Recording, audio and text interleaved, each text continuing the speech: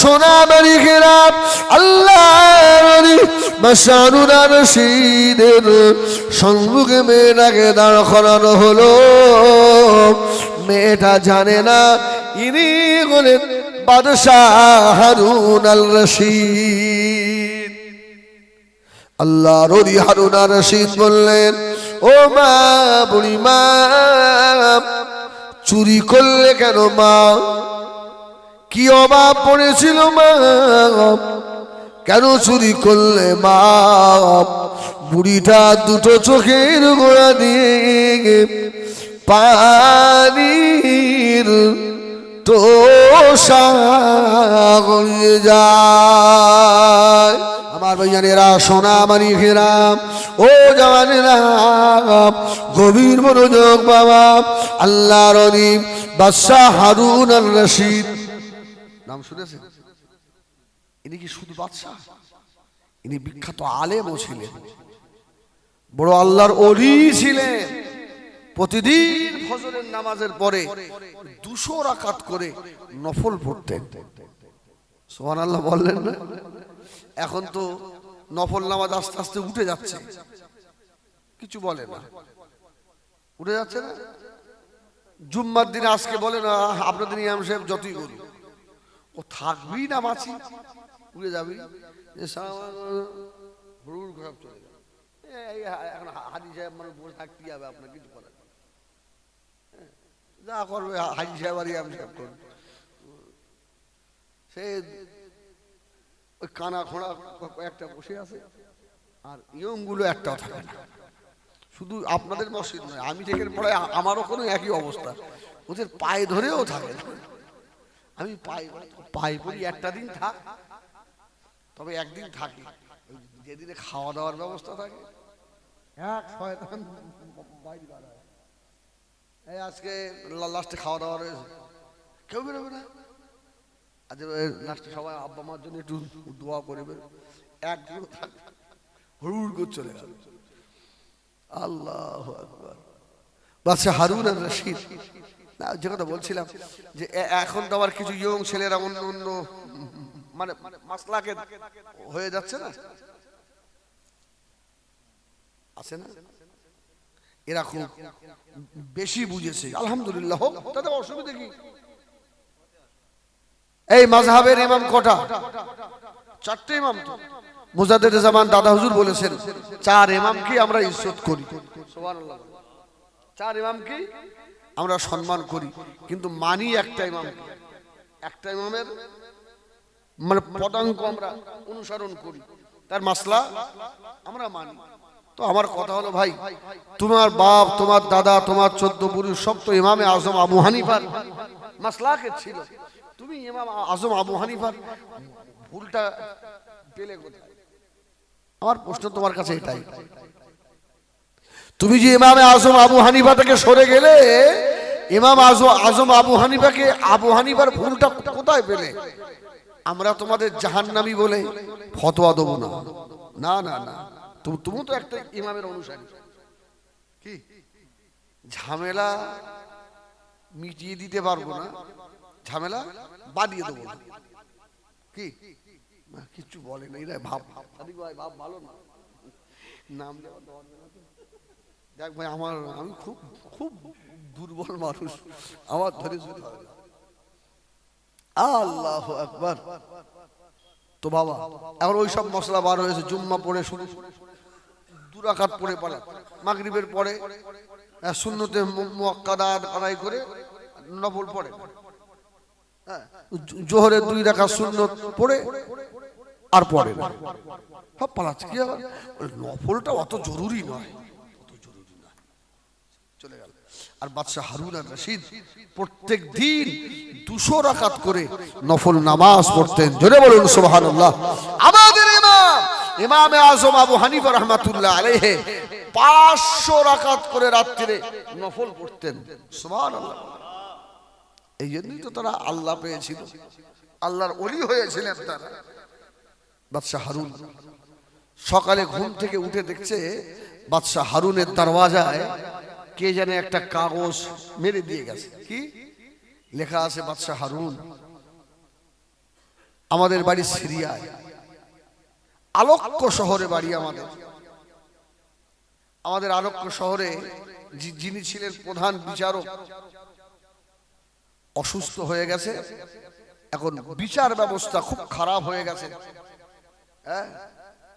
এখন আমাদের আলোক্য শহরের জেলখানায় 80 বছরের বুড়িও চুরি করে ধরা পড়েছে। এই আমাদের ফেরে 80 বছরের বুড়িও ধরা পড়ে গেছে। বাদশাহ হারুন আর রশিদ কি হবে বলেন? যদি আপনি বিচার সঠিক না করেন, ময়দানে মাহশারে আল্লাহর দরবারে আপনাকে আসামির কাঠগড়ায় দাঁড় করাবো। বাদশাহ হারুন আর রশিদ ফজরের নামাজ পড়ে ঘর থেকে বার হয়ে এই চিঠিটা না দেখে বাদশাহ হারুন পাগলের মতো কাঁদতে লাগলেন।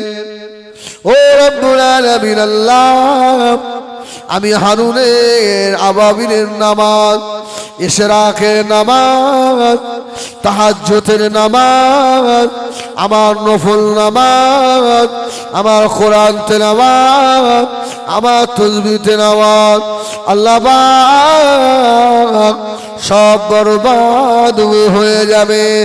কেননা আমি হারুন আর রশিদ এই দেশের খলিফা, আল্লাহর বাদশাহ হারুন আর রশিদ নিজের বাদশাহী দেশ খুলে ফেললেন। সাধারণ দেশ পড়ে আল্লাহর হযরত হারুন আর রশিদ আলোক্য শহরে গিয়ে বিচারকের আসনে বসে পড়েছে। লোক বলছে আজকে একটা যেন নতুন বিচারক এসছে। বাদশাহ হারুন বিচারকের আসনে বসে বলছে, আলোক্য শহরের জেলখানায় যেসব আসামিগুলো আছে আসামিগুলোকে এক এক করে ধরে নিয়ে, যুবক যুবক ছেলে সব আসামিগুলোকে নিয়ে আসছে। সকলের শেষে দুইজন ধরে নিয়ে আসছে, একজন 80 বছরের বুড়ি। বাদশাহ হারুন আর রশিদ তাকিয়ে বলছিস, সমাজ ব্যবস্থা এত খারাপ হয়ে গেল, 80 বছরের বুড়িও এখন চুরি করছে। হ্যাঁ, কি সব বলো?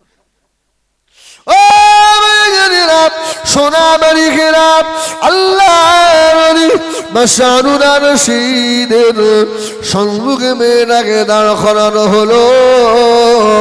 মেয়েটা জানে না ইনি হলেন বাদশাহ হারুন আর রশিদ। আল্লাহর ওলি হারুন আর রশিদ বললেন, ও মা, বুড়ি মা, চুরি করলে কেন মা? কি অভাব পড়েছিল মা? কেন চুরি করলে মা? বুড়িটা দুটো চোখের গোড়া দিয়ে পানির তোষা গড়িয়ে যায়। ও বাবা পূজার বিচারপতি, আমি 80 বছরের বুড়ি, আমার চুরি করার মতো ক্ষমতা নাই। তবে আমার বক্তব্য শোনেন, আমার একমাত্র বেটা দুনিয়ায় নাই, বেটা আমার ইন্তেকাল হয়ে গিয়েছে। দুটো বাচ্চা রেখে গেছে, একটা বাচ্চা 7 বছরের আর একটা 8 বছরের। ও বাবা বিচারক, আমরা যে গরিব, আমার বেটার উপার্জনে আমাদের সংসার চলতো। আমার এই 2 পোতা 1 সপ্তাহ ধরে খেতে পায় না। আমি ওদের দাদিমা আমার আঁচল ধরে পাগলের মতো কাঁদে। আমার বৌমা যুবতী মেয়ে বেড়ায়, 2 বাচ্চার মা। আমার বৌমাকে কোথায় পাঠাবো? যদি বেইজ্জতি হয়ে যায়, আল্লাহ পাকের দরবারে জবাব দিতে পারবো না।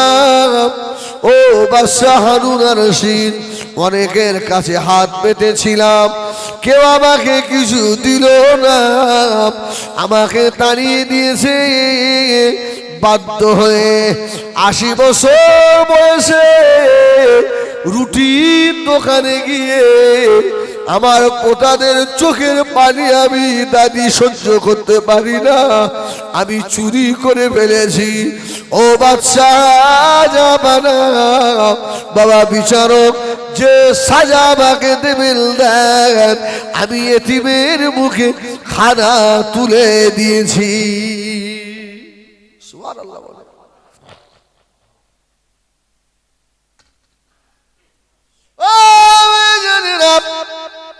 বাদশাহ হারুন রশিদ পাগলের মতো কাঁদছেন। আল্লাহ, আমি হারুনের জীবনের ইবাদত বরবাদ হয়ে গেল। আল্লাহ, আমি জাহান্নামের আযাব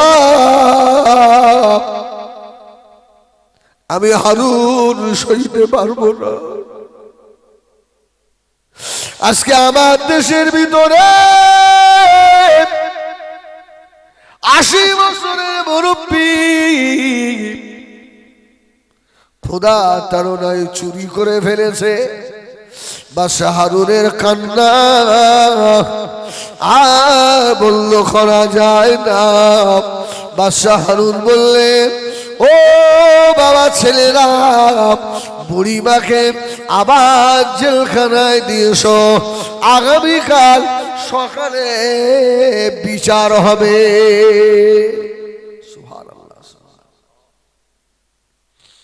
লোকসব যে আমাদের এই বিচারক 80 বছরের বুড়ি, তার কিছু বললো না। এই আল্লাহ পাকের কোরআন শরীফে আছে না হাবিব সাহেব, আস-সারিকু ওয়াস-সারিকাতু ফাকতাউ আইদিয়াহুমা, চোর চুরি করলে হাত কাটার বিধান আছে না? আছে না? আবু বকরের জামানায় হাত কাটা হতো, হযরত ওমরের জামানায় এলো, কিছু চোর ধরা পড়ে গেছে, ওমরের দরবারে নিয়ে এসেছে, ওমর এর হাত কাটতে হবে, এ চুরি করেছে। ওমর বলল, আজকে আর হাত কাটা হবে না। সুবহানাল্লাহ বলে। আজকে আর হাত কাটা হবে না। মদিনার মানুষ বলছে, এই দেখো রাসূলুল্লাহ দ্বিতীয় খলিফা হয়ে আল্লাহর কোরআনের আইন অমান্য করছে। আল্লাহ বলেছে হাত কেটে দিতে হবে, আর উমর বলছে হাত কাটা যাবে না। কি এ লোক? উমর বলছে,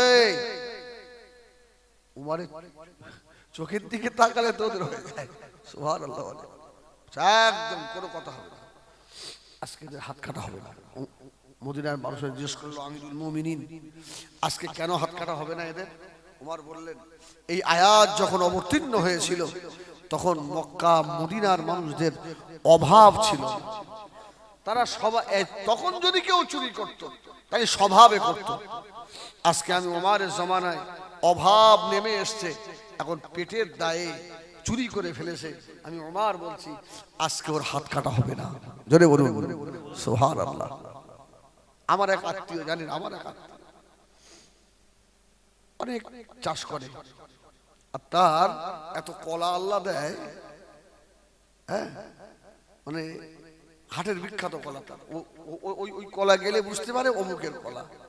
সে কে জানেন? আমার শ্বশুর, খুব ভালো মানুষ। তো বেশ কিছু কাঁদি চুরি হয়ে গেছে, এখন হাটে নিয়ে যারা প্রতিদিন কলা কেনে ওরা তো বুঝতে পারছে এটা অমুক ভাইয়ের কাঁদি, ভাই দাঁড়া তোর টাকা দিচ্ছি, দাঁড়া। আমার শ্বশুর ফোন করে, আমার শ্বশুর বলছে ওটা মারবে, হাত দেবেন, হাত দেবেন, আপনার কলা চুরি করলে আপনি হুকুম দেন, খাল খুলে ফেলতে। চোরগুলো ডেকে বলছে, তোদের অভাবটা আমার বলবি তো, এত ভালো না আমার ভোট, টাকা পয়সা করে যা আজকে যা লেগেছি তোরা বিক্রি করলে আর চুরি করবি না, আর যদি কাজ টাজ না থাকে আমার বাড়ি যাস। আমি তো শুনি অবাক হই, আলহামদুলিল্লাহ, একটা আম মানুষের আদর্শ এই কি। আর আমি হুজুরির কলা চুরি করতে হবে না, একটাই হাজি রুমাল লেখ না চুরি করি। দাঁড়া, চল চল পশ্চিম ট্যাংরা না, তাহলে আমার কত ভক্ত আর জানিস। এই হাম চলে আয়, ই আমার হাইজার বলে হাইজার আমার আমার আমার ভাইয়ের, এই আমাদের সাদিক আমার রুমাল চুরি করি, পিটো ঢেলে পিটকে খানিক করি। আল্লাহ তো কাঁদছে। বাদশা হারুন আর রশিদ বললো যাও ওকে জেলখানায় দিয়ে এসো, আগামীকাল সকালে বিচার হবে। ও বেজনেরা, বাদশা হারুন আর রশিদ বললেন বাবারা, আগামীকাল বিচার শুধু বুড়ি রাখা হবে না, আমি বিচারক, আমারও বিচার হবে। জোরে বলুন সুবহানাল্লাহ।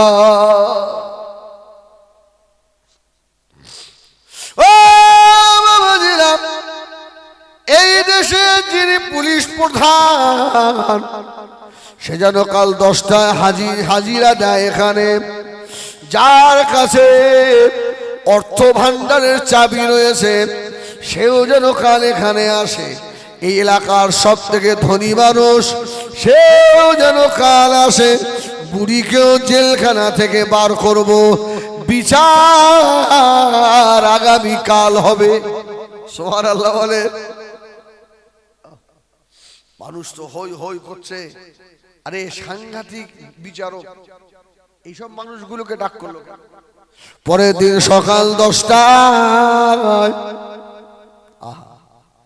বুড়িকে জেলখানার ভিতর থেকে আনা হলো। বুড়িমা ঠক ঠক ঠক ঠক করে কাঁপছেন। আল্লাহর ওলি হারুন আর রশিদ বললেন মা, তুমি একা দোষী নয় মা, ও ময়দানে মাশারে আমি হারুন আর রশিদ আমিও আসামি হয়ে গেছি।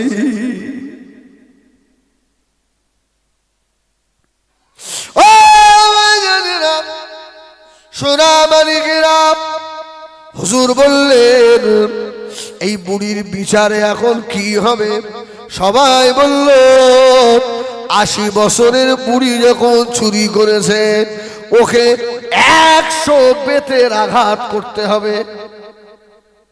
বাদশা হারুন আর রশিদ মাথা নাড়ছে, বলছে বাবা শোনো, ঠিকই বলেছো বাবা, তবে এই দেশের পুলিশ প্রধানকে একটু উঠে দাঁড়াও। পুলিশ প্রধান উঠে দাঁড়িয়েছে। আল্লাহর ওলি হারুন আর রশিদ বললেন এদিকে এসো। বুড়ি একা মার খাবে কেন? তোমারও হাতে 20টা বেত মারা হবে। সুবহানাল্লাহ বলেন, সুবহানাল্লাহ বলেন। বিচার কেমন হচ্ছে দেখেন। এখানে দাঁড়াও, তোমার হাতে 20টা। ধন ভান্ডারের চাবি যার হাতে তাকেও বললেন তুমিও এখানে দাঁড়াও, তোমারও হাতে 20টা হবে। ও এলাকার ধনাঢ্য ব্যক্তিকে ডেকে বলল তুমিও দাঁড়াও, তোমারও 20টা হবে। আর বাকি কটা? 40টা।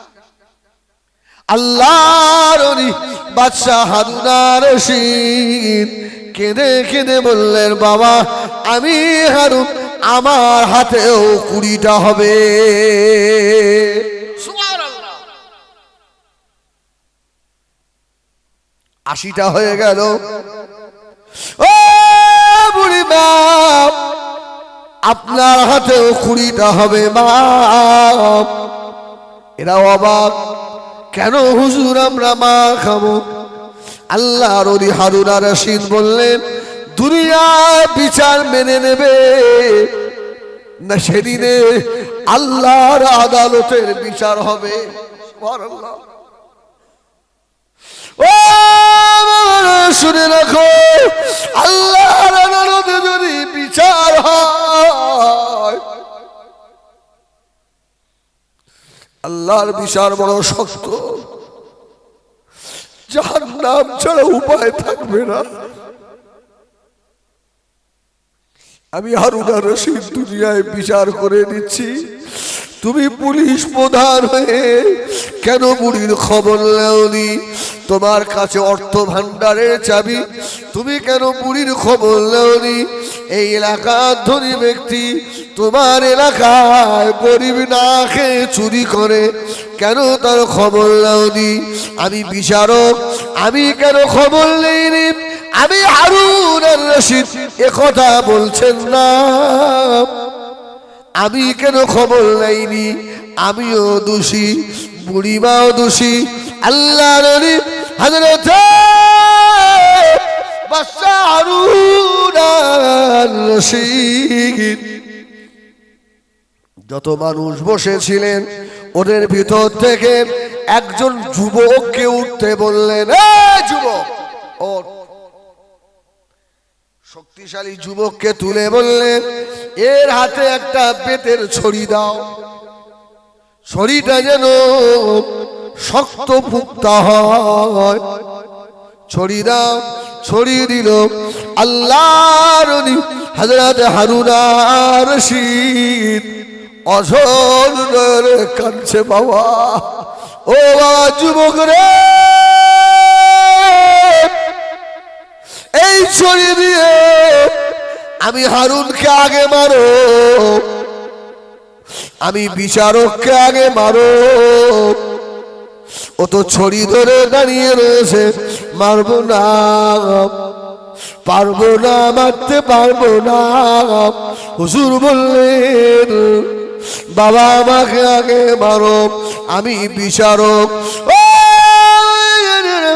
বাদশা হারুন আর রশিদ বললেন, আর আসতে পারবে না, তোমার গায়ে যত শক্তি আছে সব শক্তি দিয়ে আমার হাতের উপরে আঘাত করো। একটা দুটো মারার পরে আল্লাহর নবী হযরত হারুন আর রশিদের হাত ফেটে গিয়ে দর দর দর দর করে লাহুজ হচ্ছে। বাদশা হারুন পাগলের মতো চিল্লাচ্ছে, আল্লাহ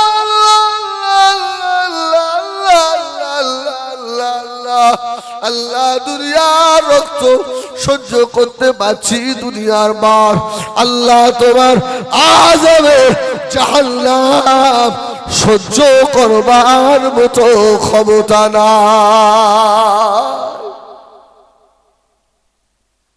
কুড়িটা বাড়ি খেলেন।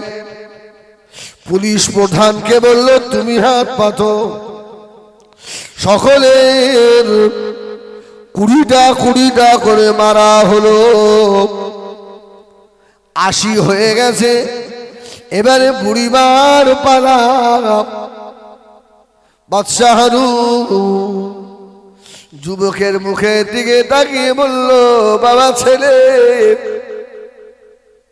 ও বাবা ছেলে, জোরে মেরো না বাবা, জোরে মেরো না। বুড়িমার হাতে জোরে আঘাত করো না, বুড়িমা সইতে পারবে না। আস্তে আস্তে মারো। বুড়িমা হাত পাতলেন। আস্তে আস্তে 20টা মারা হলো। হযরত আল্লাহর ওলি বাদশা হারুন আর রশিদ বুড়িমাকে আবার বললেন, বুড়িমা রে, আগামীকাল সকালে হারুন আর রশিদের সঙ্গে হারুন আর রশিদের দরবারে দেখা করবে। জোরে বলুন সুবহান। বুড়ি তখনও জানে না যে বাদশা হারুন আর রশিদ। বুড়ি বলছে, হুজুর আবার বিচার হবে। হারুন আর রশিদের দরবারে মানে বিচার আরো কঠিন হবে। হুজুর বললেন, না তুমি যাবে মা। হারুন আর রশিদ এলাকা সব মানুষকে বলে দিলে, শোনো কালকে বেলা 10টায় তোমরা আসবে, বড় একটা বিচার আছে। সব মানুষ এসে হাজির। বুড়ি মাও এসে টেনশন নিয়ে বসে আছে। কিছুক্ষণ পর বাদশা হারুন আর রশিদ দরবার থেকে বার হচ্ছে। জোরে বলুন সুবহানাল্লাহ। ও বুড়িমা নজর পড়ে গিয়েছে আহারে কালকে আমার জন্য যে বিচারকের মেরে হাত ফাটিয়ে দিয়েছিল, আল্লাহ উনি তো এই সেই মানুষ হারুন আর রশিদ। ও সোনা মালিকেরা, বুড়িমা আস্তে আস্তে গিয়ে বাদশাহ হারুন আর রশিদের পাটা জড়িয়ে ধরেছে। বাবা হারুন ক্ষমা করে দাও, ক্ষমা করে দাও। আল্লাহর নবী হযরত হারুন আর রশিদ বললেন, বুড়িমা আপনি ক্ষমা চাইবেন না মা, আমি হারুন আর রশিদ আমি বড় অপরাধী। ইয়া আইয়ুহাল্লাযীনা আমানুত্তাকুল্লাহ, আল্লাহকে ভয় করো। আল্লাহকে আমি এত ভয় করি বুড়িমা, ও বুড়িমা রে,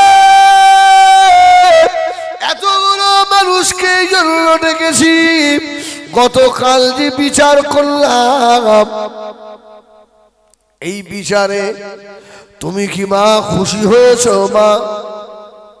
বুড়িমা সকলের সম্মুখে দাঁড়িয়ে বললেন, গতকাল বাদশাহ হারুন আর রশিদ যে বিচার করেছেন ওই বিচারে আমরা খুশি হয়ে গেছি বাবা, আমরা খুশি হয়ে গেছি, আমি খুশি হয়ে গেছি। আল্লাহর নবী হযরত হারুন আর রশিদ বলেছিলেন, না না বাবা, ও মা জননী মা, এতগুলো মানুষের সম্মুখে সকলের সম্মুখে বলো আমি আমার বেটা হারুনকে আল্লাহর রাস্তায় মাফ করে দিয়েছি। তাহলে মা হারুন আর রশিদ আল্লাহর আদালতে যদি দাঁড়ায় আমি জবাব দিতে পারবো না,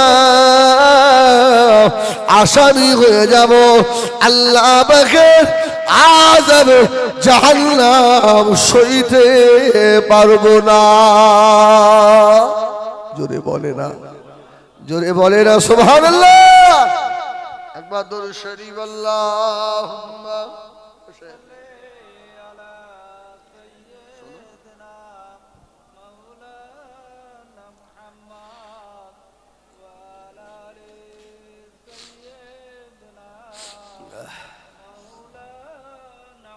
কোন একদিন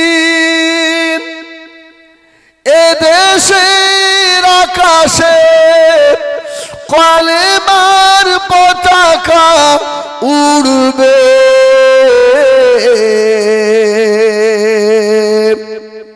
সেদিন সবাই খোদারি বিধান পে দুঃখ বেদনা না ভুলবে। সুবহানাল্লাহ বলেন, সুবহানাল্লাহ। কোন একদিন এদেশের আকাশে কালেমার পতাকা উড়বে, সেদিন সবাই আল্লাহরই বিধান পে দুঃখ বেদনা ভুলবে। রবে না হাহাকার অন্যায় অবিচার দুর্নীতি খোদাচার সকলেই শান্তিতে থাকবে। একাকিনী রমণী নির্জন পথে যাবে, কোন জন কটু কথা কবে না।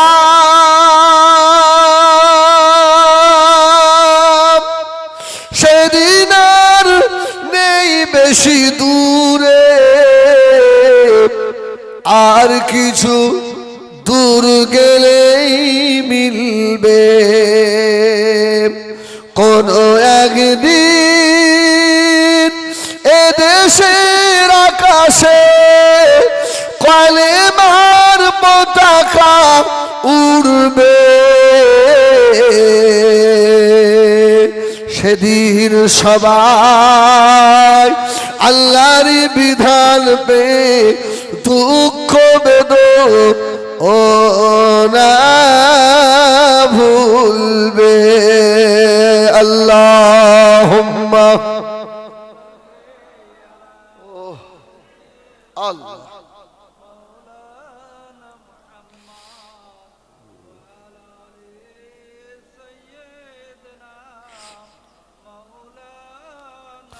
আমার দিনদার ইমানদার বাবাজিরা, আল্লাহ ওয়ালা ভাইরা, আমাদের মায়েরা বোনেরা, 10টা বেজে গেছে, বুঝলেন না? যাই হোক, আমার ভাই জনাব পীরজাদা আবুজার সিদ্দিকী হুজুর কেবলা আসবেন এখনই, বুঝলেন না? আমি আমার মায়ের পেটের ভাইয়ের মতো ভাইকে আমি দেখি, একটাই কারণ, আমার আব্বার সঙ্গে আর আবুজার হুজুরের আব্বার সঙ্গে খুব মহব্বত ছিল, খুব মহব্বত। এখন আমি পীর আল্লামা ইহিয়া হুজুরকে সেই চোখেই দেখি, আর আমাদের ভাই ভাই সেই মহব্বত এখনো আছে, আলহামদুলিল্লাহ। আমার ভাইয়েরা আসছে, ভাই আচ্ছা ঠিক আছে, তোরা ক্যামেরা ঠিক করে ঠিক করে সব গুছিয়ে আমার সোনা মানিক। এই জন্য আমার ভাই আলহামদুলিল্লাহ খুব ভালো ছেলে, খুব ভালো ছেলে, এত সুন্দর অজনসিয়ত করেন, হ্যাঁ, আর সুফি মানুষ, বুঝছেন? এখনই আমার ভাই আসবে আপনাদের সম্মুখে। আমি প্রায় 2 ঘন্টা আমার হয়নি, একটু কম হয়েছে, হ্যাঁ, মিথ্যে কথা বললে হবে না। আমি 8টার সময় এসে একটু চাটা খাইছি। আমাদের আবার জীব বড় তো, খাওয়া না দিয়ে ভালো লাগে না, খাওয়া দাওয়া আসতে একটু 2-10 মিনিট দেরি হয়ে গেছে। যাক, আমি যা কিছু আলোচনা রাখলাম, কেউ দুঃখ পেলে সর্বনাশ করে, কেউ দুঃখ পেলে, আর দুঃখ পেলেও তো ভাই ক্ষমা করে দিতে হবে, কি দুঃখ পেলেও তো আমি আপনাদের ভাই, আমি তো দূরের মানুষ নয়, হ্যাঁ। আমার বাবা শেষ সময় একটা কথা বলে যাই, অন্তত আল্লাহ যে কদিন হায়াতে রাখেন, আমরা দুনিয়ার লাভটা বেশি বুঝি, আখেরাতের লাভ আমরা বুঝতে চাইনি, ঠিক কিনা বলেন? রাসূল বলছে ওই মানুষটা হতভাগা, যে মানুষটা দুনিয়া আখেরাতের থেকেও দুনিয়ার বেশি প্রাধান্য দেয়, ওই মানুষটার মতো হতভাগা কেউ নেই। এই জন্য কবি বলেছে, দুনিয়া দুনিয়া করো, দুনিয়া পাবে না তাই, দিলকে কষিয়া ধরো, দুনিয়া লুটিবে পায়। সুবহানাল্লাহ। আল্লাহর হয়ে যান, আল্লাহর হয়ে যান, খোদার কসম দুনিয়া আপনার হয়ে যাবে। রাসূল বললেন, যে মানুষটা ফজরের নামাজ আদায় করে, ওই মানুষটার সারা দিনের জিম্মাদার আমার আল্লাহ হয়ে যান। জোরে বলুন সুবহানাল্লাহ। আমার ভাইরা, আল্লাহ যদি জিম্মাদার হন, এর থেকে খুশি আর কিছু আছে? হ্যাঁ, তার আপদ বিপদ হবে বলে মনে হয়? আজকে যে আল্লাহ বললেন ফজর করবি, তো আমি আল্লাহ তো জিম্মাদার। মসজিদের মুয়াজ্জিন সাহেব আযান দিচ্ছে, সালাতু খায়রুম মিনান নাওম,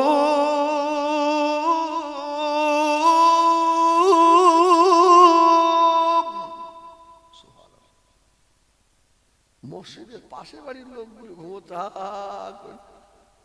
আল্লাহ, এদের কানে আজানের শব্দ যায় না। এই যে আসসালাতু খায়রুম মিনান নাওম, এটা একজন সাহাবী রাসূলুল্লাহকে এই ভাষায় দেখেছিলেন, তাই আল্লাহ খুশি হয়ে ফজরের আজানে এই লফজটা বেশি করে দিয়েছে। সুবহানাল্লাহ বলে। ওই সাহাবীটার নাম জানেন? তোতলা সাহাবীর নাম জানেন? হ্যাঁ, এক কথা বলে, এই তো হাজি সাহেব বসে জিজ্ঞেস করে, মদিনায় অনেক মসজিদ আছে, মসজিদে আবু বকর, মসজিদে ওসমান, মসজিদে আলী, অনেক মসজিদ আছে, মসজিদে গামামা, মসজিদে কিবলাতাইন, হ্যাঁ অনেক মসজিদ আছে। কোন মসজিদের গম্বুজ সবুজ নেই রাসূলুল্লাহ ছাড়া, শুধু মসজিদে বেলালের গম্বুজটা সবুজ।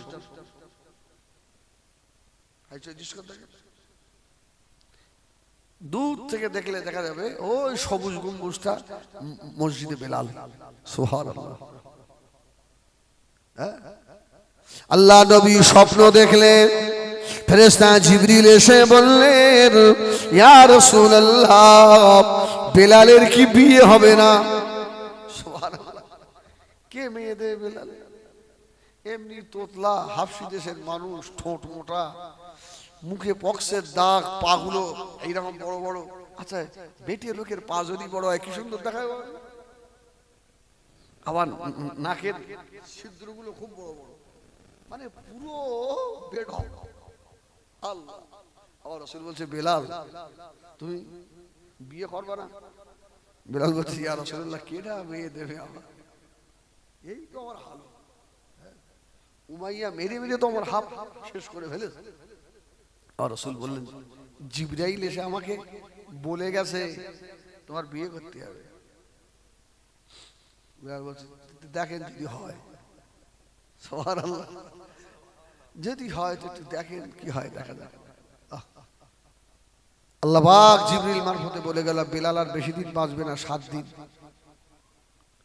এর মধ্যে বেলালকে বিয়ে করতে হবে। এখন কোন মেয়ের বাপরে যদি বলা হয় যে ছেলের সঙ্গে তোমার মেয়ের বিয়ে হবে, ও ছেলে আর 7 দিন, কেউ মেয়ে দেবে? কারণ যদি অন্ধ মেয়ে হয় তাও দেবে।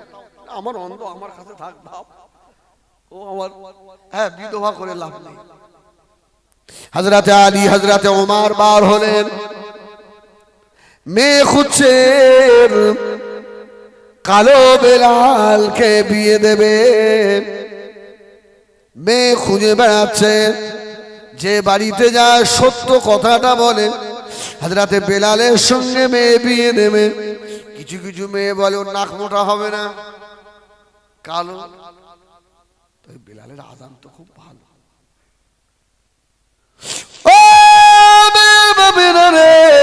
আল্লাহ নবী পাঠিয়েছেন, যদি কোন মেয়ে রাজি হয়, বেলাল কিন্তু 7 দিন টাইম। কোন মেয়ের বাবু রাজি হয় না, মদিনা শরীফে সুন্দরী এক মেয়েদের বাড়ি ঢুকে পড়েছে। সুবহানাল্লাহ বলে।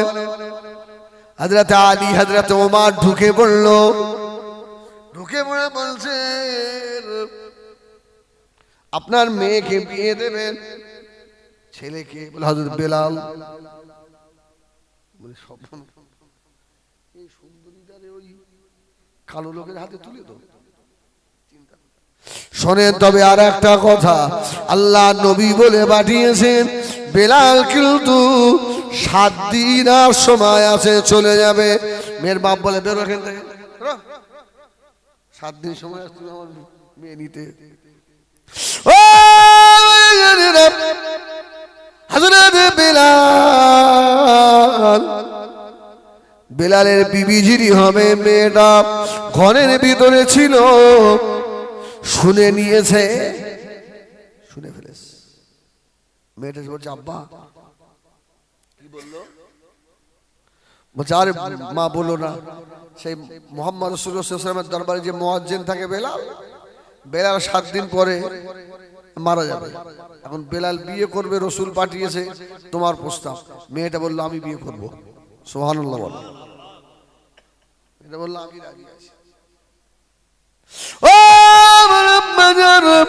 বিয়ে আমি করব, কেননা একদিনের জন্য হলো আল্লাহ নবীর সাহাবীর বিবি হয়ে উঠব। জোরে বলে না সুবহানাল্লাহ। আল্লাহর নবীর আশিক রাসূল সাহাবীর বিবি হব, এই বলে বাপ রাজি হয়ে গেল। হযরত বেলালের সঙ্গে বিয়ে হবে।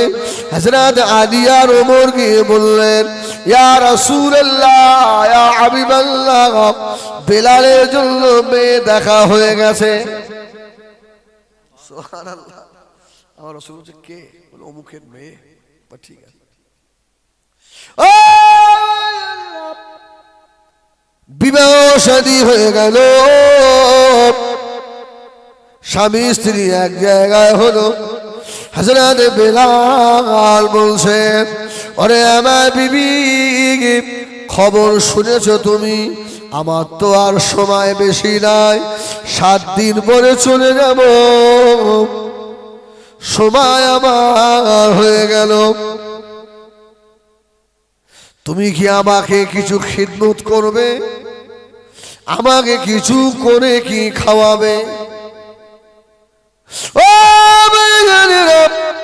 হযরত বেলাল বললেন, ওরে আমার বিবি, তুমি যে আমাকে রুটি বানিয়ে খাওয়াবে, আমার বাড়িতে তো আটা বলে কিছু না, কি দিয়ে আমাকে খেদমত করবে? মেয়েটা বলল, হুজুর আমি হযরতে আলীর বাড়িতে গিয়ে দেখি। জোরে বলুন সুবহানাল্লাহ। আলীর বাড়িতে যাই যদি দুটো আটা পাওয়া যায়।